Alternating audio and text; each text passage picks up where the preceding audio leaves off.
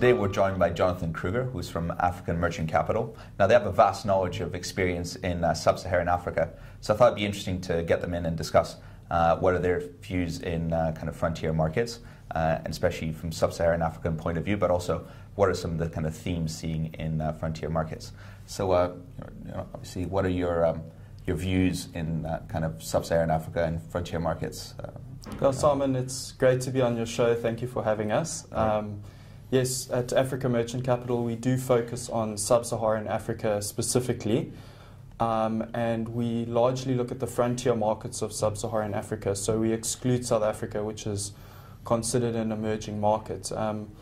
It's a very exciting place to invest at the moment, and we decided to focus our business on this area specifically because of the growth and because of the opportunity there.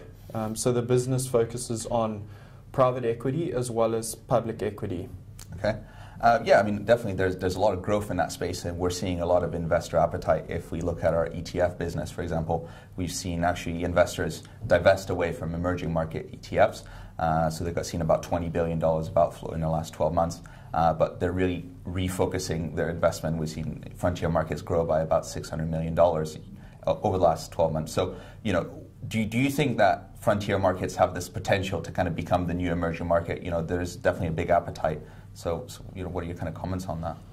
So I think when you look at frontier markets, it's very important to look at individual countries and not paint them with a big brush, because each country has its own unique dynamics. And if we look at Africa, there's certain countries that really are reining in their fiscal excesses and have made tremendous improvements over the years. So I think investors are starting to recognize this and picking the countries where they see improving political situation, improving economic situation. And to mention a couple of countries receiving very positive investor interest at the moment. On the East Coast, we have Kenya, possibly Tanzania as well. And then on the West Coast, we have Nigeria, doing exceptionally well. In fact, it's recently become the largest country or by GDP in Africa, recently overtaking South Africa as they went through a GDP rebasing exercise. And I think you need to, like I said, look at individual countries, and right next to Nigeria we have Ghana, and they've experienced a number of structural problems, fiscal excesses, and it's really caused some problems there. So as a frontier investor, you need to look very carefully where you're investing, and where we focus at Africa Merchant Capital is looking from a bottom-up perspective. So looking at those individual companies, how they're exposed to the regions, what is driving their earnings, and looking where the risks are to those earning streams. So really digging down to the individual companies is important if you're looking at a frontier market strategy. Yeah, I think you're definitely right there. One of the things we found interesting, that's always the case with frontier markets, is there's always a lot of risk. So be it political, or even if we look at the way the accountings are reported, it's definitely something you have to be aware of. So what is some more specifics on the type of companies that you've seen, or even some of the investments that you maybe have been more wary of in the past? Yeah, so over the last 7 years, while we've been looking at sub-Saharan Africa, I've definitely seen a big change in the markets with respect to accounting standards as well as corporate governance. And I'd like to use Nigeria as an example. Previously, the listed equity market was purely reporting in local Nigerian accounting standards, and we've seen a big shift over the years towards international reporting standards, and that's largely been on the back of the central bank cleaning up the industry after some problems following the crisis in 2008. So we've definitely seen a lot of improvements. Nigeria also has implemented stronger institutions in terms of whistleblowing on the exchange and really trying to root out any potential corruption. I think you also need to look at the political landscape and what what is driving individual companies and how they're exposed to the political risk. So if you look at a country like Nigeria, if you're looking to invest in, say, the consumer sector, you need to look where are your companies exposed? Is it the northern regions where there's a lot of conflict, or is it closer to Lagos, for example, where there's less of a risk? And that's what I was referring to earlier. You really need to understand your companies and understand what you're investing in before you take that step of investing into these frontier economies. Yeah, so it definitely seems, if we look at the historically, especially ETFs, which are more of a broad-based attitude, so probably from the points you're making, it becomes less of it's probably less relevant for the frontier markets than for some of the emerging markets that have already gone through a lot of this cleaning up effort to reach this kind of new standard. I think definitely, if you look at, I think one of the big challenges we look at as well is in the ETF space, but I'm sure that can be correlated as well with the just primary investing is liquidity into these spaces.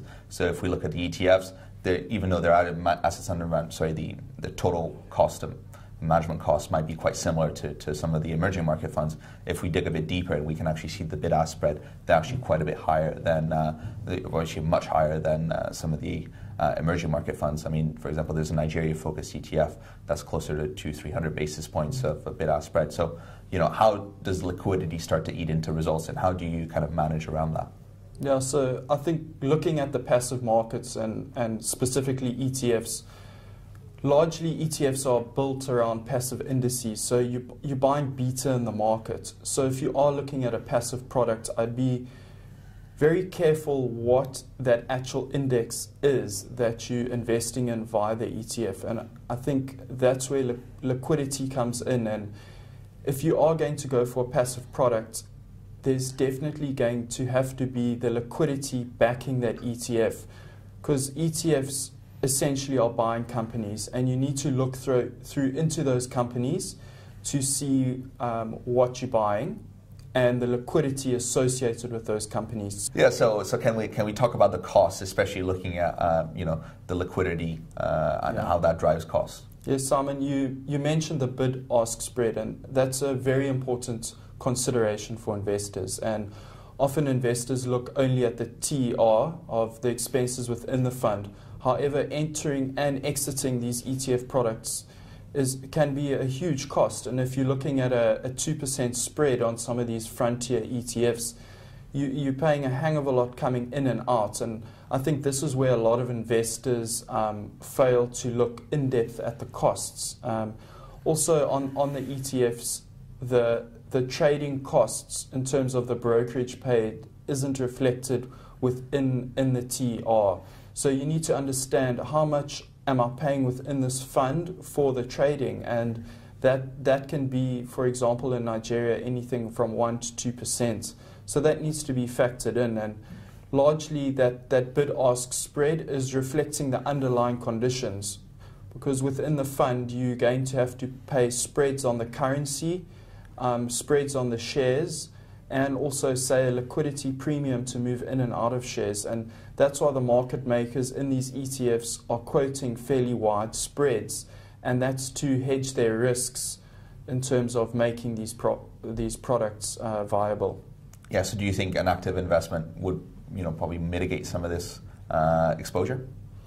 So I think an active investment is a good way to go in these markets, because the costs can be managed better in terms of the trading. You're not forced to replicate a certain index, and as money comes in and out of the ETF, you can weigh up the opportunity cost of entering and exiting positions. So if you're taking active bets against the index, you can take profits on certain positions to match an outflow or an inflow.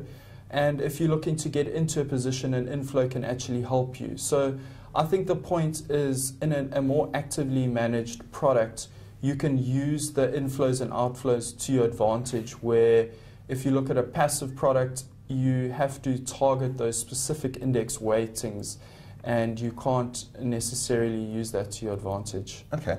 And as a final point, some of the frontier market products that are out there track kind of international listings, so the GDRs, the ADRs. Do you think this could be the way forward for some people, especially given the fact that there is a big demand to get exposure to these markets, but again, it doesn't seem like it's practical for a lot of people to kind of play that space. That's a very interesting point, and if we look at sub-Saharan Africa specifically, to gain pure access to the continent, to those growing economies, to those growing earnings streams from the companies, you need to invest in the locally listed companies. So if you're looking to invest in Botswana, for example, you need to go and buy Botswanan companies. Tanzania too. You can't actually buy that exposure offshore. And many investors are arguing, sure, you can gain access to the continent via companies in South Africa. For example, say your ShopRites, MTNs.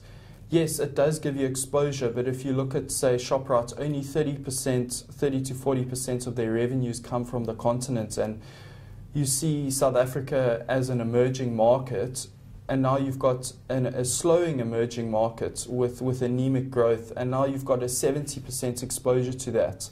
So if you're looking at getting that exposure to the continent, you should be looking for products that invest in those local companies, and more specifically a manager that understands the local market dynamics and understands those companies and are going to pick companies that have strong management, resilient earnings streams, and understand the risks and how that company is exposed to these unique risks that you get in frontier markets. Perfect. Well, thank you very much for coming in. No, it's a pleasure to be here. Cheers, guys. Have a nice week.